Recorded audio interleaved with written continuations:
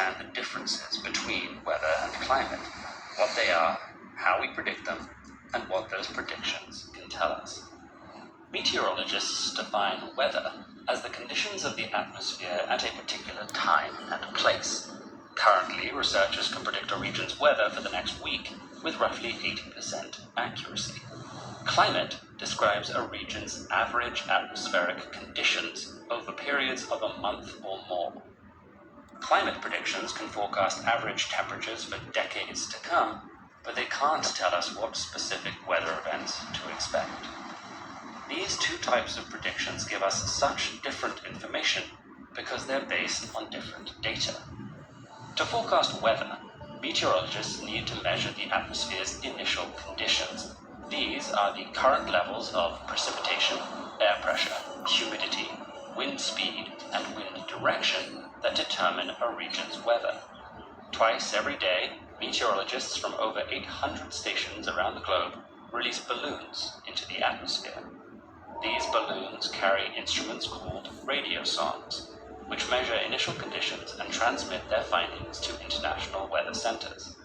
Meteorologists then run the data through predictive physics models that generate the final weather forecast. Unfortunately, there's something stopping this global web of data from producing a perfect prediction. Weather is a fundamentally chaotic system. This means it's incredibly sensitive and impossible to perfectly forecast without absolute knowledge of all the system's elements. In a period of just 10 days, even incredibly small disturbances can massively impact atmospheric conditions, making it impossible to reliably predict weather beyond 2 weeks. Climate prediction, on the other hand, is far less turbulent. This is partly because a region's climate is, by definition, the average of all its weather data, but also because climate forecasts ignore what's currently happening in the atmosphere and focus on the range of what could happen. These parameters are known as boundary conditions, and as their name suggests, they act as constraints on climate and weather. One example of a boundary condition is solar radiation. By analyzing the precise distance and angle between a location and the sun, we can determine the amount of heat that area will receive. And since we know how the sun behaves throughout the year, we can accurately predict its effects on temperature. Averaged across years of data, this reveals periodic patterns, including seasons. Most boundary conditions have well-defined values that change slowly, if at all. This allows researchers to reliably predict climate years into the future. But here's where it gets tricky. Even the slightest change in these boundary conditions represents a much larger shift for the chaotic weather system.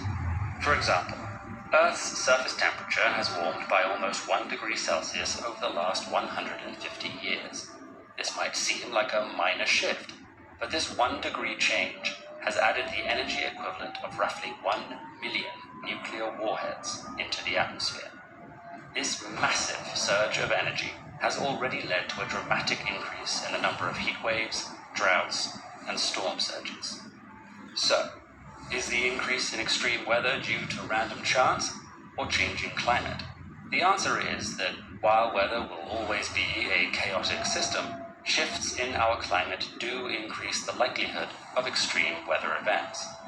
Scientists are in near universal agreement that our climate is changing, and that human activity is accelerating those changes. But fortunately, we can identify what human behaviors are impacting the climate most by tracking which boundary conditions are shifting. So even though next month's weather might always be a mystery, we can work together to protect the climate for centuries to come. So what kind of solutions to the climate crisis are people working on? How about underwater farming? Certain crops could actually help clean the oceans while drawing carbon down from the atmosphere. Or how about new energy sources? Here's what a world run entirely on renewable energy sources would look like. There's one thing about